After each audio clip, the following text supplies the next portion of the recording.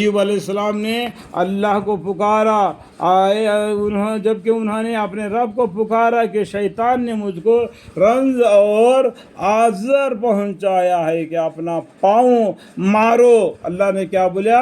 اپنا پاؤں مارو۔ یہ نہانے کا ٹھنڈا اور پانی ہے اور پینے کا، پیر زمین پر مارو اللہ کے حکم سے تو نہر نکلے گا، پانی آئے گا اور اس سے اپنا بدن کو پورے کو دھو لو، نہا لو، اور ٹھنڈا پانی ہے اور پینے کا۔ اور ہم نے ان کو ان کا کنبہ عطا فرمایا تھا، جو ان کا جو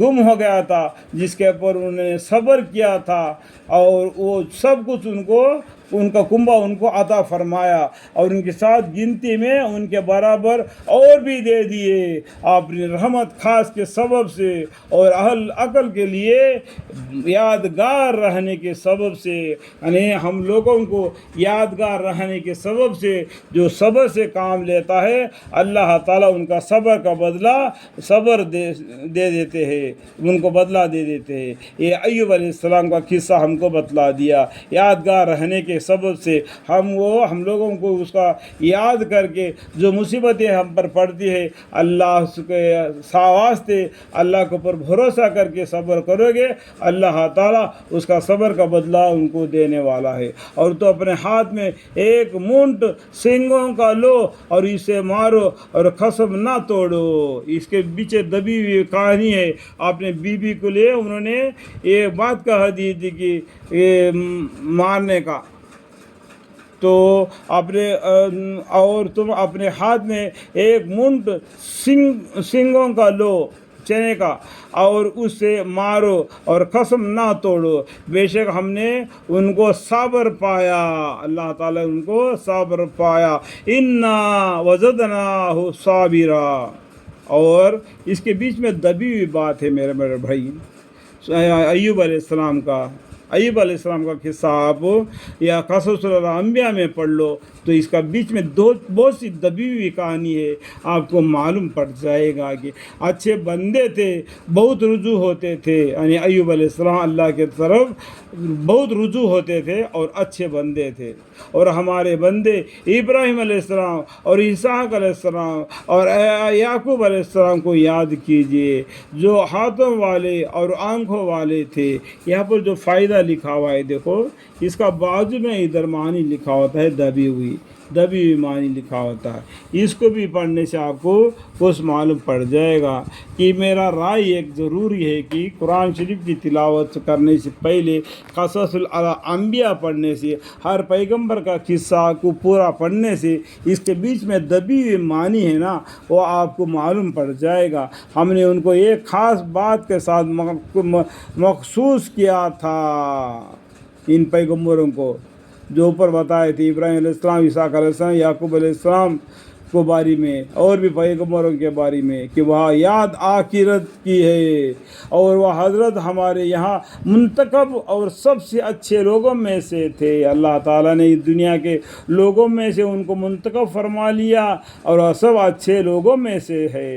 اور اسماعیل علیہ السلام اور الیاس علیہ السلام اور ذوالکفل کو بھی یاد کیجیے، اور یہ سب سے اچھے لوگوں میں سے ہے۔ اللہ تعالیٰ ان کو منتخب کر لیا، اور یہ سب اچھے لوگوں میں سے ہے۔ ایک نصیحت کے مضمون تو یہ ہو چکا، اور پرہیزگاروں کے لیے آخرت میں اچھا ٹھکانہ ہے، پرہیزگاروں کے لیے، متقیوں کے لیے، اور اللہ کے اوپر بھروسہ کر کے زندگی دین اسلام کے طرف، یعنی قرآن جو احکام کے طرف اللہ اور رسول کے کہنے پر چلتے ہیں، ان کے لیے یعنی ہمیشہ رہنے کے باغات، جن کے دروازے ان کے واسطے کھلے ہوں گے، الحمدللہ، وہاں ان باغوں میں تکیہ لگائے بیٹھے ہوں گے، اور وہاں جنت کے خادموں سے بہت سے میوے اور پینے کی چیزیں منگوائیں گے، اور ان کے پاس نیچے نگاہ والیاں ہم عمر ہوگی، یعنی حورے ہوں گے، ان کو ان سے بیاہ کر دے گا، اور ان کو خدمت کے لیے ایسے لڑکے درآمد ہوں گے جو ہمیشہ لڑکے رہیں گے، اور ان کا چلنا پھرنا ایسا معلوم ہوگا کہ جیسا موتی ہے بکھر گئی ہے۔ جنتی آدمی جو خدمت داروں کے بارے میں سوچیں گے. ایسا اللہ تعالیٰ اللہ کے اوپر بھروسہ کرنے والوں کو اللہ نے بتایا وہ راستے چلنے والوں کے لیے اللہ تعالیٰ ایسا بدلہ دیا, جنت دے دیا, حوریں دے دیا, اور ان کو خدمت کے لیے ایسے نو عمر لڑکوں کو رکھ دیا تو کہ وہ ایسا چلتے جیسا کہ موتی بھیکری ہے. یہ اے مسلمانوں یہ وہ نعمت ہے جس کا تم سے روز حساب آنے پر وعدہ کیا جاتا ہے. تو بولتے اللہ تعالیٰ دیکھو اے مسلمانوں یہ وہ نعمت ہے جس کا تم سے روز حساب آنے پر وعدہ کیا جاتا ہے. بے شک یہ ہماری عطا ہے اس کا کہیں ختم ہی نہیں. اللہ کا یہ ہماری عطا ہے اس کا کہیں ختم ہی نہیں.